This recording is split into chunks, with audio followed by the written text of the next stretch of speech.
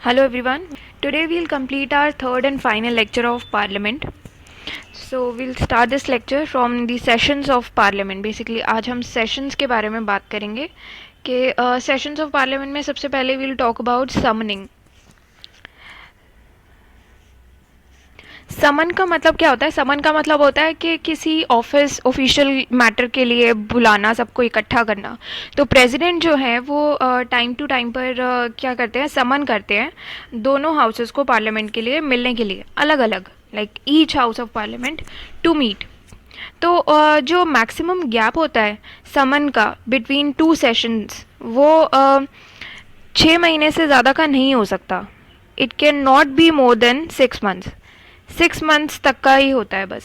तो पार्लियामेंट जो है इस हिसाब से 2 बार मिलनी चाहिए साल में, 2 times in a year. पर क्या होता है, 3 सेशन होते हैं पार्लियामेंट के. सबसे पहला तो होता है बजट सेशन जो अब आने वाला है. बजट सेशन ये कब से कब तक होता है? अभी फेब में स्टार्ट हो जाएगा. ये फेब से होता है मई तक. फिर सेकंड होता है मॉनसून, क्योंकि उसके बाद मॉनसून ही आ जाएगा. तो मॉनसून सेशन आप लगा लो, वो होता है जुलाई से. जुलाई से कब तक होता है? सितंबर तक होता है. फिर थर्ड आएगा. सितंबर के बाद क्या आ जाती है? विंटर आ जाती है. तो विंटर सेशन हो जाता है. विंटर सेशन कब से कब तक होता है? नवंबर से दिसंबर तक, 2 महीने का. ठीक है. तो बेसिकली क्या होता है कि a session of parliament is the period spanning between the first sitting of the house and it's prorogation. Prorogation क्या होता है वो भी मैं आपको बता देती हूँ. 2 चीज़ें होती हैं, एडजर्नमेंट और प्रोरोगेशन. अब एडजर्नमेंट और प्रोरोगेशन में थोड़ा सा डिफरेंस होता है. एडजर्नमेंट क्या होता है कि मान लीजिए एक सिटिंग बुलाई है प्रेसिडेंट ने.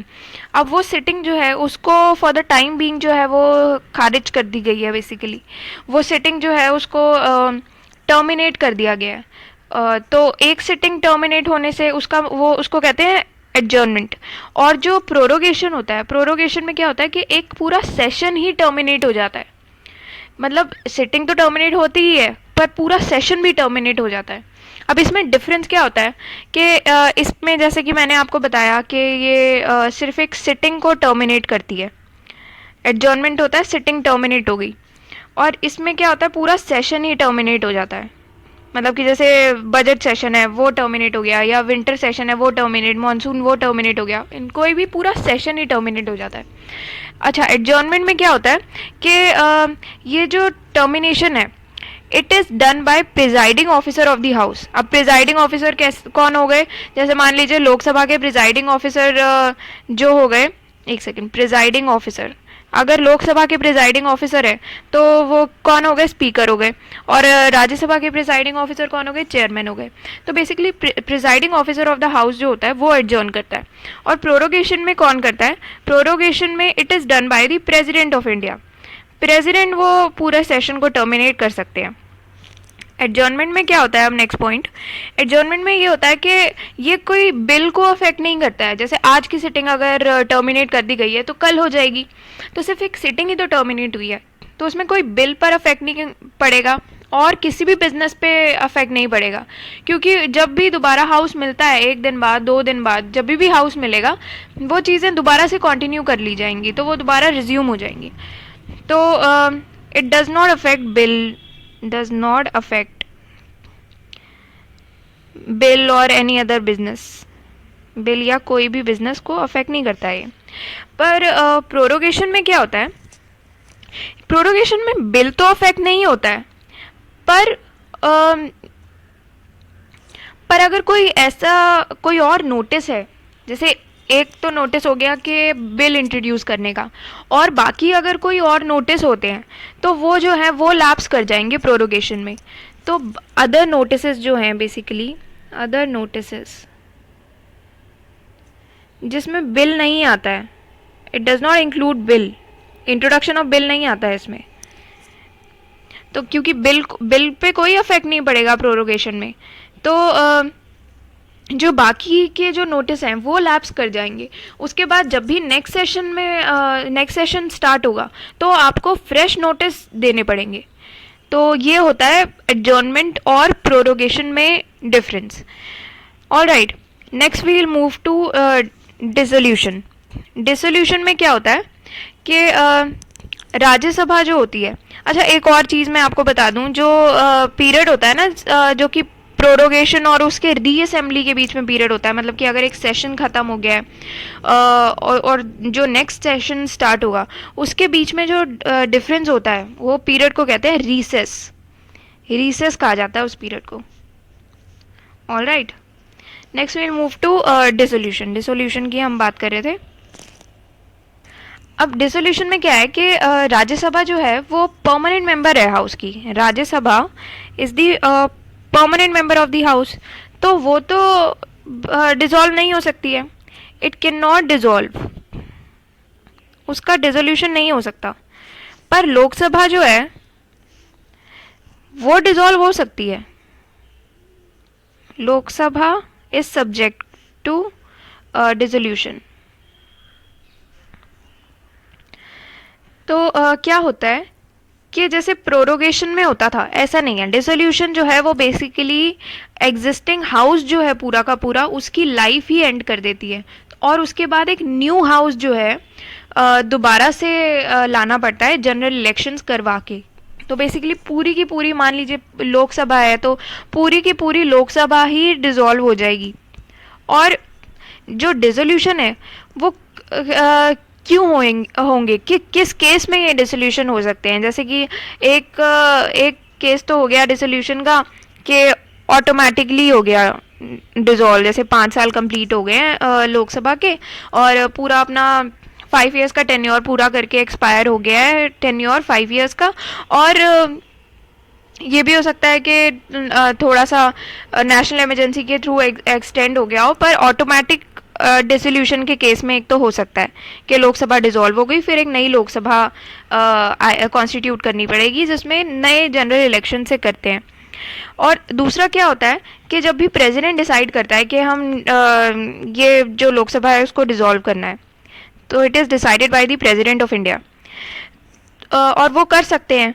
And once the Lok Sabha is dissolved before the completion of its normal tenure, the dissolution is irrevocable. दोबारा से नहीं वो ठीक हो सकता। एक बार डिसॉल्व हो गई लोकसभा तो हो गई, दोबारा नहीं हो सकता। And when the Lok Sabha is dissolved, all the business including bills, motions, resolutions, notices, petitions, सारे petitions भी और कमिटीज़ जितनी भी हैं वो सब लैप्स कर जाती हैं। तो बेसिकली कुछ भी नहीं बचता है। और ये सब जितनी भी चीज़ें हैं जैसे bills, motions, resolution, notice, petition वगैरह जितनी भी चीज़ें हैं वो री इंट्रोड्यूस करनी पड़ेगी जब नई लोकसभा आएगी। तो ये चीज़ है। Next we will talk about quorum. Quorum के बारे में ऑल्दो मैं आपको बता चुकी हूँ when we were talking about speaker. Speaker के बारे में जब हम बात कर रहे थे तो मैंने आपको कोरम के बारे में बताया था कि कोरम क्या होता है। मिनिमम नंबर ऑफ मेंबर्स होते हैं जो कि रिक्वायर्ड होते हैं to be present in the house before it can transact any business. अब मान लीजिए एक एग्जांपल देती हूँ छोटा सा, कि मान लीजिए एक क्लास में टोटल 20 स्टूडेंट्स हैं। अब 20 में से सिर्फ 2 ही बच्चे आए हैं, तो टीचर क्या करती है, कभी कभी 2 बच्चे, फिर वो क्लास कैंसिल ही कर देती है कि भाई लोग आए ही नहीं है तो पढ़ाएंगे क्या। जब ज़्यादा लोग आएंगे, थोड़ा सा एक मेजॉरिटी आ जाएगी, एक मिनिमम नंबर ऑफ मेंबर्स आएंगे, तभी क्लास रिज्यूम करेंगे, तभी कुछ पढ़ाने का फ़ायदा होगा ताकि ज़्यादा से ज़्यादा लोग पढ़ पाएँ। वही सेम चीज़ होती है पार्लियामेंट में। इसमें इसको कहते हैं कोरम, कि जो मिनिमम नंबर ऑफ मेंबर्स जो हैं वो होने चाहिए प्रेजेंट, के ताकि कोई भी बात कर सकें, हम कोई भी इशू जो है वो कंसिडर कर सकें, डिस्कस कर सकें। तो क्या होता है कि जितने टोटल नंबर ऑफ मेंबर्स होते हैं ना, टोटल नंबर ऑफ मेंबर्स उसका 1/10। अच्छा, इसमें स्पीकर भी आ जाता है टोटल नंबर ऑफ मेंबर्स में, उसका 1/10 जो है वो प्रेजेंट होना चाहिए हाउस में कोई भी बिजनेस रिज्यूम करने के लिए। तो इसका क्या मतलब है कि लोकसभा में कितने होने चाहिए, लोकसभा में 55 मेंबर्स होने चाहिए और राज्यसभा में 25। ये होता है मिनिमम नंबर। ऑल राइट, अच्छा, नेक्स्ट मैं आपको बता देती हूँ लेम डक सेशन क्या होता है। बेसिकली जो लास्ट सेशन होता है ना लोकसभा का, उसको लेम डक सेशन कहते हैं।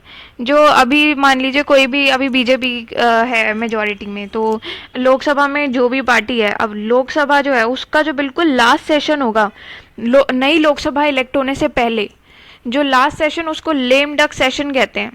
और जो मिनिस्टर्स होते हैं, जो मेंबर होते हैं ना अभी के लोकसभा के, जो दोबारा से री इलेक्ट नहीं होके आते, उनको कहते हैं lame ducks. This is very interesting to know actually.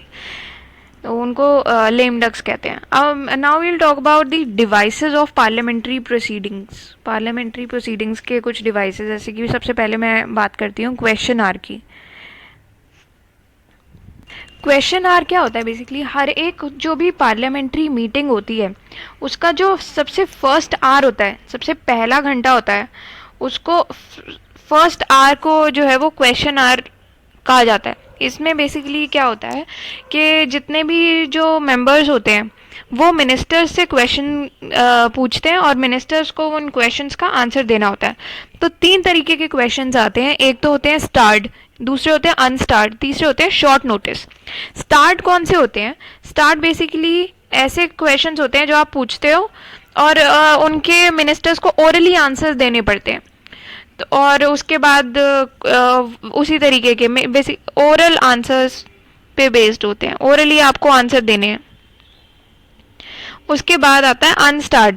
Unstarred क्या होता है? जिसमें रिटन आंसर्स देने होते हैं। आप कोई भी मेंबर पूछता है मिनिस्टर से क्वेश्चन और आपको उसके मिनिस्टर को रिटन आंसर्स देने होते हैं, तो ये होते हैं अनस्टार्ड क्वेश्चंस। उसके बाद आता है शॉर्ट नोटिस। शॉर्ट नोटिस में क्या होता है कि आपको मिनिमम 10 डेज का नोटिस के ऊपर जो है क्वेश्चन पूछते हो आप, और ये ओरली आंसर होते हैं, ओरली होते हैं बेसिकली आंसर। तो ओरली आंसर दिए जाते हैं और मिनिमम लेस देन 10 डेज के नोटिस जो है वो देना पड़ता है। Next we'll move to 0 hour. What does 0 hour talks about? 0 hour is not mentioned in the rules of procedure. Okay, तो रूल्स ऑफ प्रोसीजर में 0 आवर जो है वो मेंशन नहीं है। तो ये एक इनफॉर्मल डिवाइस है जो कि मेंबर्स ऑफ पार्लियामेंट को दिया गया है to raise matters without any prior notice. कोई नोटिस नहीं दिया है और ऐसी क्वेश्चंस पूछ लेते हैं मेंबर जो होते हैं पार्लियामेंट के, वो ये उनके लिए है 0 आवर है बेसिकली, जो कि रूल्स ऑफ प्रोसीजर में नहीं है। तो 0 hour starts immediately after the question hour. जैसे ही क्वेश्चन आवर खत्म होता है, क्वेश्चन आवर कौन सा हुआ? जो कि सबसे पहला आवर होता है। फर्स्ट आवर के बाद आता है 0 hour after question hour. Alright, 0 hour आ जाता है और basically it last until the agenda of the day. मतलब कि लास्ट जो एजेंडा होता है डे का, जो रेगुलर बिजनेस होता है, तब तक जो है वो ये रहता है, 0 आवर रहता है। तो जो टाइम गैप होता है क्वेश्चन आवर और एजेंडा के बीच का, उसको कहते हैं 0 आवर। मान लीजिए कोई भी आज इशू, एक किसी भी बिल पर इशू डिस्कस होना है, कोई भी बिल डिस्कस होना है आज पार्लियामेंट में, तो सबसे पहले तो क्वेश्चन आवर आ गया फर्स्ट आवर में।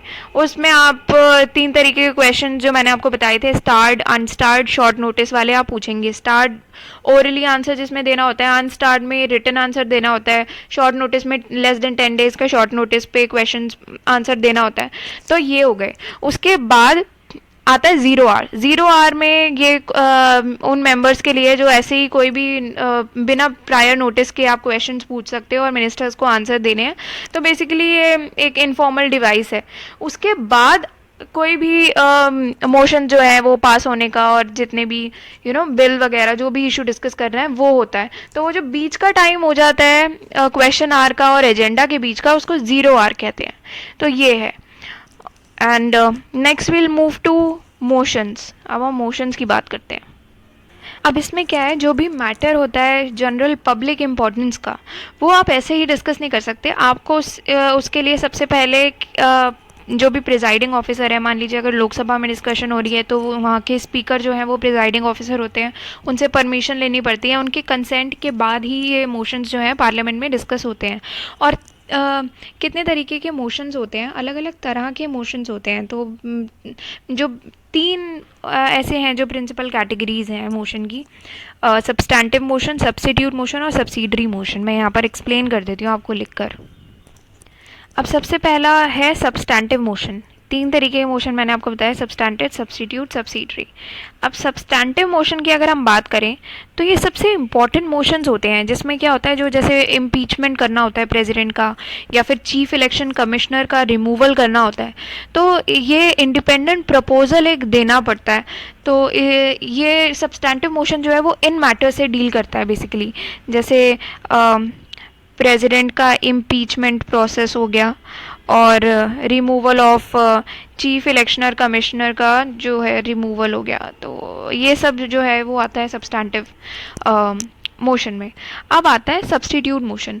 सब्स्टिट्यूट मोशन में क्या आता है कि अब सब्स्टिट्यूट मोशन में ये होता है कि जैसे मान लीजिए एक मोशन किसी पर्टिकुलर सब्जेक्ट पर दिया गया, अब उसके लिए वो मोशन जो है उसके लिए ऐसा लगा कि नहीं, इसका ऑल्टरनेटिव एक ये भी हो सकता है, एक दूसरी चीज़ भी हो सकती है। तो उस पहले वाले ओरिजिनल जो मोशन दिया गया था उसको सब्स्टिट्यूट कर कर, उसका सब्स्टिट्यूशन बेसिकली, उसका एक ऑल्टरनेटिव लाकर उसको कहते हैं सब्स्टिट्यूट मोशन। बेसिकली इसमें क्या है कि it is a motion that is moved in substitution of an original motion and proposes an alternative to it, कि इसका जो है ये ऑल्टरनेटिव हो सकता है। तो वो जो सब्स्टिट्यूट एक ले आए ओरिजिनल मोशन का, उसे कहते हैं सब्स्टिट्यूट मोशन। अब नेक्स्ट हम आते हैं सब्सिडरी पर। सब्सिडरी मोशन क्या होता है कि it is a motion that has no meaning and can not state the decision of the house without reference to the original motion और प्रोसीडिंग्स ऑफ द हाउस। अब क्या होता है, इसमें यह है कि कोई भी मीनिंग नहीं है अगर किसी मोशन का, और कोई भी डिसीजन पर नहीं पहुंचते हैं, तो उस तरीके का मोशन होता है ये सब्सिडरी मोशन, कि जिसमें ओरिजिनल मोशन पे कोई रेफरेंस नहीं होता और प्रोसीडिंग्स ऑफ द हाउस का कोई रेफरेंस ही नहीं होता है, बट एक ऐसा मोशन होता है जिसका कोई मीनिंग नहीं है, and it can not state the decision of the house without reference to the original motion. तो ये चीज़ होते हैं। अच्छा, ये तो तीन तरीके में डिवाइडेड होता है बेसिकली। इसमें ये होता है सब्सिडरी मोशन का कि बिना ओरिजिनल मोशन को आप रेफ़र किए, आप इस मोशन का कोई मतलब ही नहीं है, एक पर्टिकुलर मोशन का उसका कोई मीनिंग ही नहीं बनता है, तो आपको एक ओरिजिनल मोशन को रेफ़र करना पड़ेगा। ये भी तीन कैटेगरी में होता है, एंसिलरी मोशन, सुपरसीडिंग मोशन और अमेंडमेंट होता है। Ancillary motion, these are not that important though, पर आई एम टेलिंग यू। अब एंसिलरी मोशन होता है, एक सुपरसीडिंग होता है, एक अमेंडमेंट होता है। What is ancillary? Ancillary, it is used as the regular way of proceeding with various kinds of business. Regular way of proceeding की तरह use होता है अलग अलग business के साथ। और सुपरसीडिंग मोशन क्या होता है, it is moved in the course of debate on another issue and seeks to supersede that issue. एक इशू चल रहा है तो ये सुपरसीडिंग मोशन जो है वो तब पास होता है कि एक इशू चल रहा है और वही कोर्स ऑफ डिबेट में एक दूसरा इशू उठाने के लिए वो पहला इशू को सुपरसीड कर दिया, तो इसलिए ये पास होता है। अमेंडमेंट होता है। फिर अमेंडमेंट क्या होता है, अमेंडमेंट सीक्स टू मॉडिफाई और substitute only a part of the original motion. कोई भी ओरिजिनल मोशन है, एक मोशन चल रहा है, तो उसमें कुछ अमेंड करने के लिए, कुछ अमेंडमेंट्स करने के लिए ये अमेंडमेंट का मोशन आ जाता है। Next will move to closure motion. Closure motion, अब क्लोजर मोशन में क्या होता है कि मान लीजिए कि हाउस में कोई मैटर चल रहा है और वो काफ़ी डिस्कस हो चुका है, काफ़ी डिस्कशंस उस पर हो चुकी हैं, और किसी मेंबर को ऐसा लगता है कि अब काफ़ी डिस्कशंस हो चुकी हैं, अब इस मैटर पर वोट किया जाना चाहिए, तो वो मेंबर जो है वो एक क्लोजर मोशन पास कर देता है। That it means that the member wants to cut short the debate on a matter before the house। और अगर ये मोशन जो है वो अप्रूव कर लिया जाता है हाउस के द्वारा, तो डिबेट जो है वहीं पर ही स्टॉप हो जाती है और उस मैटर पे फिर वोट किया जाता है। तो it is about to cut short the debate.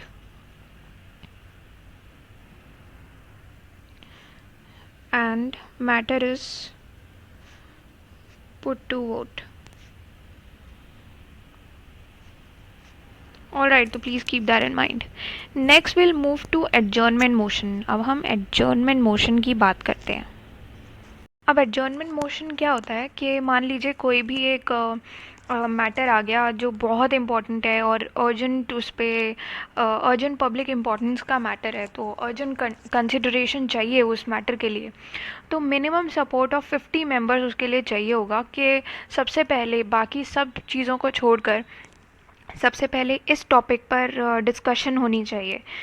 So it is about that. Adjournment motion उसके लिए होता है. It is introduced in the parliament to draw attention of the house to a definite matter of urgent public importance and it needs the support of 50 members. And it interrupts the normal business of the house. It is regarded as an extraordinary device. और इस ये राज्यसभा के लिए नहीं होता है. इसमें बस यही है कि adjournment मोशन तभी पास होता है जब और कम से कम भी 2.5 घंटे का मोशन होना चाहिए. ये मिनिमम ये चलना चाहिए 2 hours 30 minutes का मोशन ये चलना चाहिए. And it is of urgent public importance.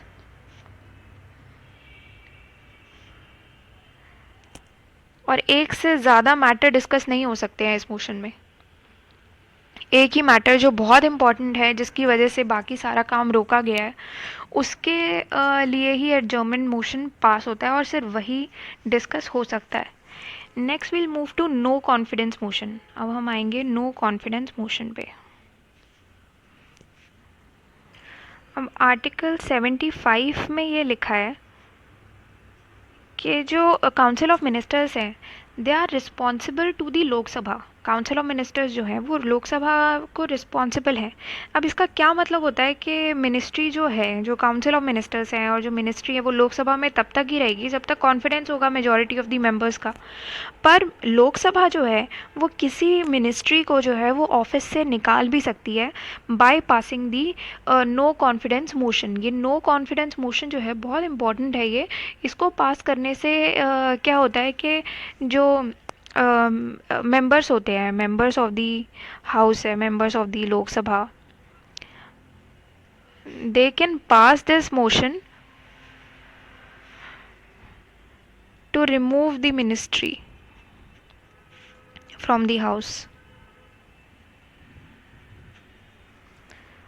और इसको बेसिकली क्या होता है, मिनिमम 50 मेंबर्स का सपोर्ट चाहिए होता है इस मोशन को डिस्कस करने के लिए. आपको 50 मेंबर्स का सपोर्ट तो चाहिए ही होता है. Next will move two point of order. Point of order में क्या होता है कि कोई भी मेंबर जो है वो एक पॉइंट रेज कर सकता है, एक पॉइंट ऑफ ऑर्डर रेज कर सकता है कि जो हाउस है वो नॉर्मल रूल्स जो है रूल्स ऑफ प्रोसीजर फॉलो नहीं कर रहा है, जो रूल्स एंड रेगुलेशंस होने चाहिए हाउस के वो फॉलो नहीं हो रहे हैं. तो कोई भी मेंबर जो है he can raise a point of order.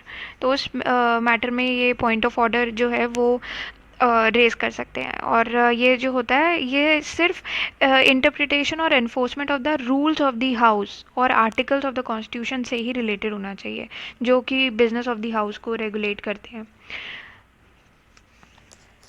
और ये जनरली क्या होता है, ऑपोजिशन मेंबर ही रेज करता है ये कि टू कंट्रोल दी गवर्नमेंट. कि ऑब्वियस सी बात है कि अपना मेंबर तो क्यों ही करेगा कि हमारा रूल फॉलो नहीं हो रहा है. तो जनरली ये ऑपोजिशन फॉलो करती है रूलिंग पार्टी के लिए कि आप लोग रूल्स फॉलो नहीं कर रहे हैं. तो इस केस में जो है ये एक एक्स्ट्रा ऑर्डिनरी डिवाइस है as it suspend the proceedings before the house. Alright, next will move to resolution. अब हम रेजोल्यूशन की बात करेंगे. अब रेजोल्यूशन भी 3 तरह के होते हैं, तो लेट्स डिस्कस इट. रेजोल्यूशन, 3 तरह के रेजोल्यूशन होते हैं. एक तो होता है प्राइवेट मेंबर्स रेजोल्यूशन, दूसरा होता है गवर्नमेंट रेजोल्यूशन, तीसरा होता है स्टैट्यूटरी रेजोल्यूशन. अब क्या होता है, जो मेंबर्स हैं हाउस के वो रेजोल्यूशन जो हैं वो मूव कर सकते हैं to draw the attention of the house. और जैसे कि कुछ मैटर्स हैं पब्लिक इंटरेस्ट के, उन पे गवर्नमेंट का ध्यान आकर्षित करने के लिए ये रेजोल्यूशन पास कर सकते हैं. जो है मूव कर सकते हैं बेसिकली मेंबर्स ये रेजोल्यूशन को, या फिर अमेंडमेंट टू अ रेजोल्यूशन कर सकते हैं। तो सबसे पहले हम डिस्कस करेंगे private members resolution. What is private members resolution? It is one that is moved by a private member, कि मिनिस्टर नहीं होगा, वो कोई प्राइवेट मेंबर होगा, वही रेजोल्यूशन जो है वो मूव कर सकता है। And it is discussed only on alternate Fridays and in the afternoon sittings. Alternate Fridays को और आफ्टरनून सिटिंग्स में यही डिस्कस हो सकता है। Next will move to government resolution. Government resolution क्या होता है? It is one that is move by a minister. कोई मिनिस्टर जो है वो मूव करता है। तो ये तो नाम से ही पता लग रहा है कि प्राइवेट मेंबर्स रेजोल्यूशन का मतलब होता है कि प्राइवेट कोई मेंबर होगा, उसने रेजोल्यूशन मूव किया होगा। गवर्नमेंट रेजोल्यूशन से पता लगता है कोई गवर्नमेंट का मेंबर होगा, मतलब कि कोई मिनिस्टर होगा, उसने रेजोल्यूशन मूव किया है। तो ये आप देख सकते हैं। और it can be taken up at any day from Monday to Thursday, से कभी भी गवर्नमेंट रेजोल्यूशन जो है वो मूव कर सकते हैं। फिर आता है स्टैट्यूटरी रेजोल्यूशन। स्टैट्यूटरी रेजोल्यूशन क्या होता है? It can be moved either bye a private member और मिनिस्टर। अब स्टैट्यूटरी में दोनों में से कोई भी कर सकता है, या तो प्राइवेट भी कर सकता है, प्राइवेट भी कर सकता है और गवर्नमेंट का मेंबर भी कर सकता है, मतलब कि मिनिस्टर भी कर सकता है कोई भी। And it is so called because it is always stable in pursuance of a provision in the constitution or an act of parliament. All right, next we'll move to bills. Bills की बात हम करते हैं। Bills भी अलग अलग तरह के होते हैं। अच्छा, सबसे पहले मैं आपको एक पब्लिक बिल और प्राइवेट बिल का बता देती हूँ, डिफरेंस बता देती हूँ। Public bill and private bill, इसमें क्या डिफरेंस होता है? अच्छा, वैसे तो नाम से भी पता लग रहा है कि पब्लिक बिल क्या होता है कि पार्लियामेंट में इंट्रोड्यूस किया जाता है by minister, parliament by minister के द्वारा। और प्राइवेट बिल में क्या होता है? एनी मेंबर, कोई भी मेंबर जो है पार्लियामेंट का, वो ये बिल को डिस्कस कर सकता है, पर मिनिस्टर नहीं करेगा। सिंस प्राइवेट बिल है तो नाम से ही पता लग रहा है कि प्राइवेट है, तो कोई भी member of the parliament other than a minister, क्योंकि जो मिनिस्टर है वो तो आ गया ना पब्लिक बिल में, तो इसलिए मिनिस्टर। और ये एनी मेंबर और नॉट मिनिस्टर, मिनिस्टर नहीं होना चाहिए। All right. और पब्लिक बिल में क्या होता है? It reflects the policies of the government. Policies के बारे में बात करते हैं। It reflects the stand of opposition party, opposition party on public matter. All right, तो पॉलिसीज आ गया, यहाँ पर ऑपोजिशन पार्टी आ गया। और इसका ज़्यादा चांस होता है अप्रूव होने का पार्लियामेंट से, since it is this is introduce by a minister, तो इसलिए इसका ज़्यादा चांस होता है। और इसमें अप्रूवल का चांस थोड़ा कम होता है, क्योंकि कोई प्राइवेट मेंबर ने इंट्रोड्यूस किया है। So that is very obvious. अच्छा, अब ये एक बड़ी ऑब्वियस सी बात हो जाती है कि अगर मिनिस्टर ने यहाँ पर इंट्रोड्यूस करा है बिल, कोई भी सॉरी, अगर ये जो बिल है ये कोई भी मिनिस्टर ने इंट्रोड्यूस किया, और इसका चांस फिर ऑब्वियसली ज़्यादा होगा अप्रूव होने का। अब अगर इसका चांस ज़्यादा है अप्रूव होने का, बाई चांस अगर ये रिजेक्ट हो जाता है, इन केस ऑफ रिजेक्शन, तो इसका क्या मतलब है कि अपने हाउस में, अपनी पार्टी में, जो रूलिंग पार्टी है, उन लोगों में कॉन्फिडेंस ही नहीं है। तो वो तो एक ये चीज़ दर्शाती है कि आपका पार्लियामेंट्री कॉन्फिडेंस जो है कम है। तो इस केस में रेजिग्नेशन भी हो सकता है। गवर्नमेंट में अगर कॉन्फिडेंस नहीं है तो वो रेजिग्नेशन भी हो सकता है इसमें। अच्छा, इसमें क्या होता है? अगर इसमें रिजेक्ट हो जाता है तो इसमें तो कोई फ़र्क ही नहीं पड़ता, इसमें रिजेक्शन में तो कोई फ़र्क ही नहीं पड़ता। It's okay if it is rejected, it's okay. All right. Next जो आता है कि इसमें 7 डेज़ नोटिस चाहिए होता है, 7 डेज़ का नोटिस चाहिए होता है इसमें। और इसमें 1 मंथ का नोटिस चाहिए होता है, 1 महीने का 1 month notice. And it is drafted by concerned department in consultation with law department, and its drafting is responsibility of the member concerned। कोई भी मेंबर, जो भी प्राइवेट मेंबर हो गया तो वो अपने आप ड्राफ्ट करेगा। इसमें जो है वो कोई भी कंसर्न डिपार्टमेंट जो है, जिसके लिए बिल बना है, और लॉ डिपार्टमेंट से कंसल्ट करके वो बिल पास होएगा। अब और भी बिल होते हैं, जैसे 4 तरह के बिल यहाँ पर मैं आपको बता देती हूँ। एक तो होता है ऑर्डिनरी बिल हो गया, एक होता है ऑर्डिनरी बिल, ऑर्डिनरी बिल होता है, एक होता है मनी बिल, फिर होता है फाइनेंशियल बिल, एक और एक कॉन्स्टिट्यूशन अमेंडमेंट बिल। अब ऑर्डिनरी बिल क्या होता है? Which are concern with any matter other than financial subject. Financial subject का मैटर नहीं होना चाहिए बस, बाकी कोई भी मैटर। फाइनेंशियल सब्जेक्ट नहीं होना चाहिए, बाकी कोई भी मैटर। मनी बिल क्या होता है? जो कि फाइनेंशियल मैटर से रिलेटेड होते हैं। तो इसमें क्या आ जाता है? टैक्सेशन आ गया, जैसे पब्लिक एक्सपेंडिचर आ गया, तो ये सब होता है मनी बिल में आ जाता है। फाइनेंशियल बिल्स कौन से होते हैं? वो भी फाइनेंशियल मैटर से रिलेटेड होते हैं सारे, पर मनी बिल से अलग होते हैं। अब कॉन्स्टिट्यूशन अमेंडमेंट बिल कौन से आ गए? जो कि कॉन्स्टिट्यूशन के अमेंडमेंट से रिलेटेड हो गए, तो नाम से ही पता लग रहा है, तो वो हो जाते हैं कॉन्स्टिट्यूशन अमेंडमेंट बिल। अच्छा, अब इसमें मैं मनी बिल जो है ना वो सबसे इम्पोर्टेंट है, तो इसमें अभी मैं आपको मनी बिल के बारे में पढ़ाती हूँ। अब मनी बिल के बारे में मैंने आपको क्या बताया था अभी? मनी बिल भी फाइनेंशियल बिल्स होते हैं, और फाइनेंशियल बिल्स भी फाइनेंसेस से डील करते हैं। सॉरी, फाइनेंशियल मैटर से डील करते हैं मनी बिल्स, और फाइनेंशियल बिल भी फाइनेंशियल मैटर से डील करते हैं। पर मनी बिल और फाइनेंशियल बिल में ना थोड़ा सा डिफरेंस होता है, इसलिए सारे मनी बिल्स जो होते हैं ना वो फाइनेंशियल बिल्स होते हैं, पर सारे फाइनेंशियल बिल्स मनी बिल्स नहीं होते हैं। तो मनी बिल का क्या है? आर्टिकल 110 में दिया हुआ है। आर्टिकल 110 में जो है मनी बिल के बारे में दिया हुआ है। और कौन कौन से होते हैं मनी बिल? या तो जैसे इसमें ये आ जाता है कि टैक्स से रिलेटेड होता है, कि इम्पोजिशन और अबॉलिशन हो गया, टैक्स का रिमिशन हो गया, तो ये सब जो आता है ये आता है मनी बिल में। उसके बाद हो गया regulation of the borrowing of money by union government. Union government ने कुछ मनी बोरो किया हुआ है तो उसका रेगुलेशन करना, और consolidated fund of India, contingency fund of India, उनके पेमेंट से रिलेटेड, और विड्रॉल ऑफ मनी इन सब फंड से, वो आ गया। जैसे कि मैंने आपको बताया था कि जो सैलरीज देनी होती हैं वो हमारे कंसोलिडेटेड फंड ऑफ इंडिया से जाती हैं। कंटिजेंसी फंड ऑफ इंडिया जो है उसको उससे डील करते हैं, सिर्फ प्रेसिडेंट की परमिशन से ही हो सकता है वो। और फाइनेंस सेक्रेटरी जो होते हैं वो प्रेसिडेंट के बिहाफ पर डील करते हैं। कंटिजेंसी फंड ऑफ इंडिया से कोई भी अर्जेंट मैटर है, उसकी पेमेंट करनी होती है, तो that comes under contingency fund of India.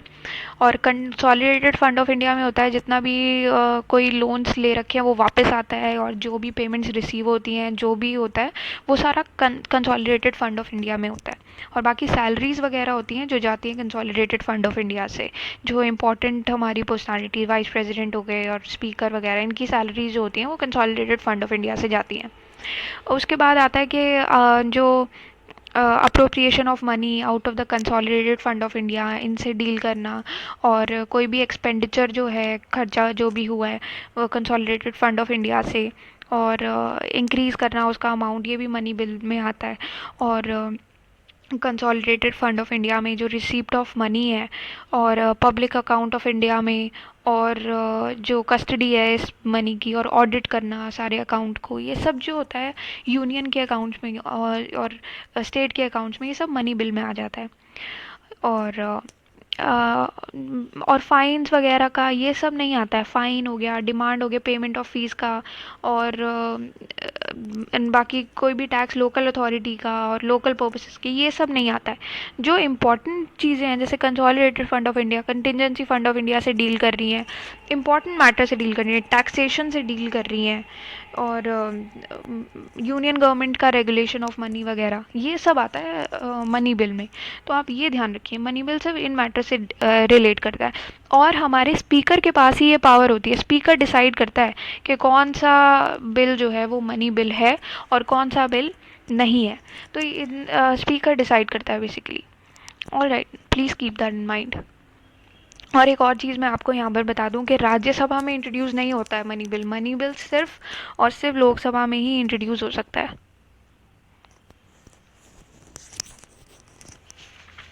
Rajya Sabha बस अपना रिकमेंडेशन ज़रूर दे सकती है मनी बिल पर, कि भाई ये रिकमेंडेशंस हैं, उसके लिए आप राज्यसभा में मनी बिल जाता है कि आप रिकमेंडेशंस दे दो। पर उसमें भी ये होता है कि 14 डेज़ के अंदर अंदर आपको वापस लोकसभा में वो बिल भेजना होता है। तो और लोकसभा भी वो रिकमेंडेशंस को एक्सेप्ट भी कर सकती है, रिजेक्ट भी कर सकती है, that is up to them. तो ये चीज़ होती है। बाकी अगर स्पीकर का कंसेंट मिल गया है तो उसके बाद वो रिकमेंडेशन जो भी एक्सेप्ट किए हैं, रिजेक्ट किए हैं राज्यसभा की, लोकसभा ने, उसके बाद ये बिल जो है प्रेसिडेंट के पास चला जाता है फाइनली उनके कंसेंट के लिए। तो ये चीज़ होती है मनी बिल में। Next will move to, now will talk about budget. Budget क्या होता है कि जो बजट है उसका ना कॉन्स्टिट्यूशन में ऐसा कोई नाम है ही नहीं। बजट कॉन्स्टिट्यूशन में ऑफिशियल जो नेम है वो है एनुअल फाइनेंशियल स्टेटमेंट, ये है कॉन्स्टिट्यूशन में नाम। और article 112 deals with annual financial statements. तो जो बजट होता है वो होता क्या है? Budget is a statement of the estimated receipts and expenditure of the government of India in a financial year. कि एक फाइनेंशियल ईयर में जितना भी जो एस्टिमेटेड रिसीप्ट्स हैं, जितना भी पैसा आया, तो उसका रिसीप्ट्स प्लस एक्सपेंडिचर, खर्चा जो हुआ है, उसका जो पूरा फाइनेंशियल स्टेटमेंट होता है एक फाइनेंशियल ईयर का, जो पूरा स्टेटमेंट होता है वो होता है एनुअल फाइनेंशियल स्टेटमेंट। और कब से कब तक का होता है ये? 1 अप्रैल से शुरू होता है, अप्रैल फूल 1 अप्रैल से शुरू होता है और 31 मार्च तक होता है ये पूरे एक साल का फाइनेंशियल स्टेटमेंट होता है। और क्या क्या आता है इसमें? एस्टिमेट्स ऑफ रेवेन्यू, और जो कैपिटल रिसीप्ट्स होती हैं, और कैसे जो है वो रेवेन्यू रेस किया गया, और कैसे कहाँ से खर्चा हुआ है और कितना खर्चा हुआ है, और टोटल जो होता है डिटेल्स जितनी भी होती हैं सारी एक्चुअल रिसीप्ट्स की, expenditure of the closing financial year की, और रीजंस के डेफिसिट जब हुआ, सरप्लस हुआ उस ईयर में, उसके रीजंस, और इकोनॉमिक फाइनेंशियल पॉलिसी होती है अगले साल की, टैक्सेशन प्रपोजल्स रखे जाते हैं, प्रोस्पेक्ट्स ऑफ रेवेन्यू रखा जाता है, और spending programme, introduction of new schemes और प्रोसीजर्स वगैरह, ये सब जो होता है ये बजट में आता है। अच्छा, अब बजट शुरू होने वाला है और यूपीएससी के लिए बजट बहुत इंपॉर्टेंट रहता है, उसमें बहुत क्वेश्चंस आते भी हैं बजट से। तो वो चीज़ आप ध्यान रखिएगा, अभी आने ही वाला है बजट, तो आप सारी डिटेल्स को अच्छे से देखिएगा। बजट भी जो होते हैं गवर्नमेंट ऑफ इंडिया में, 2 तरीके के बजट्स होते हैं। बजट भी 2 तरह के होते हैं। एक तो होता है जनरल बजट होता है, और दूसरा होता है रेलवे बजट। ये 2 तरह के बजट होते हैं। अब इसमें क्या होता है? रेलवे बजट में जो होता है उसमें तो होते हैं कि मिनिस्ट्री ऑफ रेलवेज ने जितना भी रिसीप्ट और उनका एक्सपेंडिचर का जो लेखा जोखा होता है, सारा कुछ जो होता है मिनिस्ट्री ऑफ रेलवेज के द्वारा किया गया जो होता है, रिसीप्ट्स, एक्सपेंडिचर, सब कुछ, वो तो आता है रेलवे बजट में। और जनरल बजट में क्या आता है कि रिसीप्ट और एक्सपेंडिचर सारी मिनिस्ट्री जो होती हैं गवर्नमेंट की, रेलवे को छोड़कर, all ministries,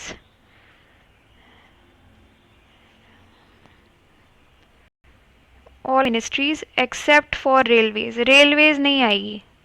government of India की सारी मिनिस्ट्रीज़ का जो सब कुछ रिसीप्ट, एक्सपेंडिचर, जितना भी लेखा जोखा सब कुछ है, वो आता है जनरल बजट में।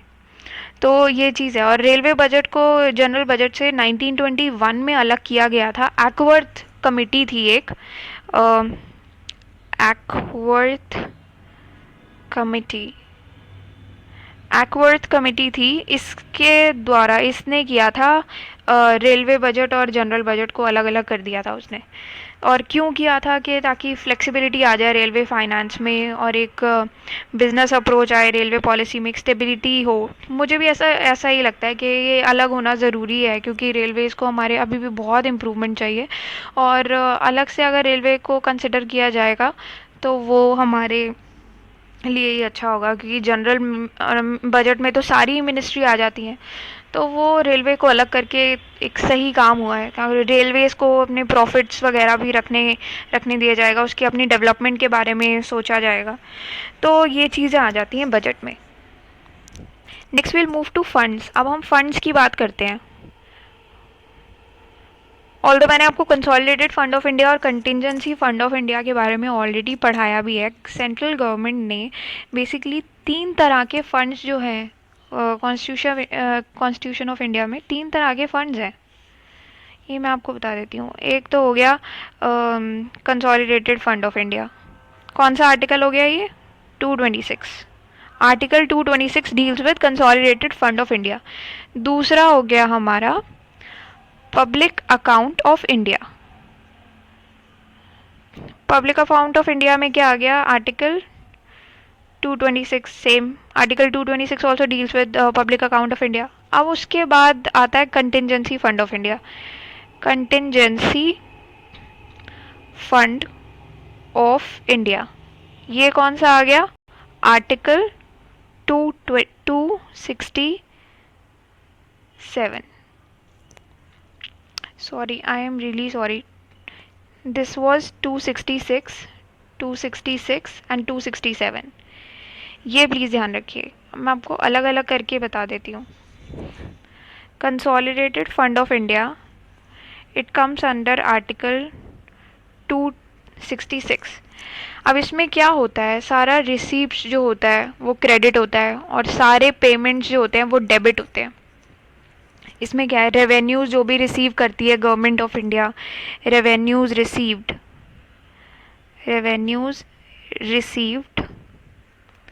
बाय गवर्नमेंट ऑफ इंडिया, ये आ जाता है। और लोन्स वगैरह जो भी गवर्नमेंट ने रेज़ किए हैं by the issue of treasury bills, और जितने भी लोन्स जो है वो जो है जितना मनी रिसीव हुआ है, कि जैसे आप गवर्नमेंट ने किसी को लोन दिया और वो लोन का रीपेमेंट मिला उनको वापस से, वो लोन का जितना भी पेमेंट मिला है वापस, तो उसका जो जितना भी मनी रिसीव हुआ है वो जो है वो सब कंसोलिडेटेड फंड ऑफ इंडिया में आएगा। तो what all is received comes under consolidated fund of India. तो सारी लीगली ऑथराइज पेमेंट जो होती हैं गवर्नमेंट ऑफ इंडिया के बिहाफ पे, वो जो होती हैं वो इस फंड से की जाती हैं। और कोई भी पेमेंट जो है ना बिना पार्लियामेंट लॉ के यहाँ से की ही नहीं जा सकती। तो कोई भी अगर आपको पेमेंट करनी है, कोई भी पैसा जो है वो बाहर निकालना है इस फंड से, तो आपको पार्लियामेंट्री लॉ के तहत ही ये सब करना होगा। Next, public account of India.